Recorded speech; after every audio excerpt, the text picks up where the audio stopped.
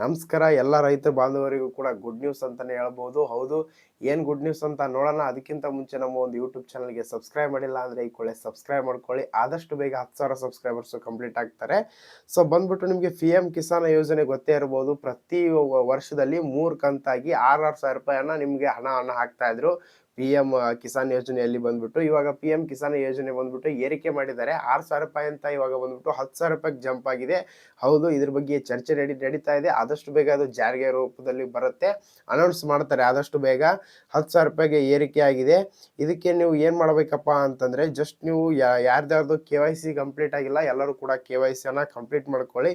ಇದ್ರ ಬಗ್ಗೆ ಆಲ್ರೆಡಿ ಕೂಡ ನ್ಯೂಸ್ ಪೇಪರ್ ಅಲ್ಲೂ ಕೂಡ ಬಂದಿದೆ. ಕಿಸಾನ್ ಪಿ ಎಂ ಮೊತ್ತ ಏರಿಕೆ ನಿರೀಕ್ಷೆ, 6,000ದಿಂದ 10,000ಕ್ಕೆ ಏರಿಕೆ, ಬಜೆಟ್ ವೇಳೆ ಘೋಷಣೆ ಸಾಧ್ಯತೆ. ಅಂದ್ರೆ ಈ ಬಜೆಟ್ ಮಂಡನೆ ಮಾಡೋ ಟೈಮಲ್ಲಿ ಘೋಷಣೆ ಮಾಡುವಂತ ಟೈಮ್ ಇದೆ.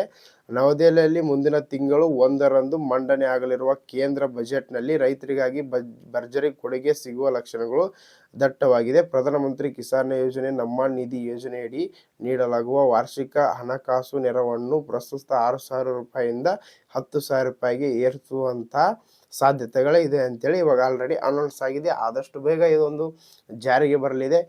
ಯಾರ್ಯಾರ್ದು KYC ಆಗಿಲ್ಲ ಎಲ್ಲರೂ ಕೂಡ KYC ಅನ್ನ ಕಂಪ್ಲೀಟ್ ಮಾಡ್ಕೊಳ್ಳಿ. ಮತ್ತು ಪಿ ಎಂ ಕಿಸಾನ್ ಯೋಜನೆಯಲ್ಲಿ ಬಂದ್ಬಿಟ್ಟು ಯಾರು ಕೂಡ ಇನ್ನೂ ಅದಕ್ಕೆ ಅಮೌಂಟನ್ನು ತಗೋತಾ ಇಲ್ಲ, ಅವರು ಈ ಕೂಡಲೇ ಹೋಗ್ಬಿಟ್ಟು ಇಲ್ಲಿ ಏನು ಹೇಳುತ್ತೆ, ನ್ಯೂ ಫಾರ್ಮರ್ ರಿಜಿಸ್ಟ್ರೇಷನ್ ಫಾರ್ಮ್ ಅಂತ ಒಂದು ವೆಬ್ಸೈಟ್ ಬರುತ್ತೆ, ಅಲ್ಲಿ ಹೋಗಿ ನೀವು ಅಪ್ಲೈ ಮಾಡ್ಕೊಳ್ಳಿ. ಎಲ್ಲರೂ ಕೂಡ ಇದಕ್ಕೆ ಅರ್ಹರಾಗಿ ಎಲ್ಲರೂ ಕೂಡ ಅಮೌಂಟನ್ನು ಪಡ್ಕೊಳ್ಳಿ. ಮತ್ತು ಕಂತುಗಳು ಕೂಡ ಜಾಸ್ತಿ ಮಾಡ್ಬೋದು ಅಥವಾ ಕಡಿಮೆ ಕೂಡ ಮಾಡ್ಬೋದು.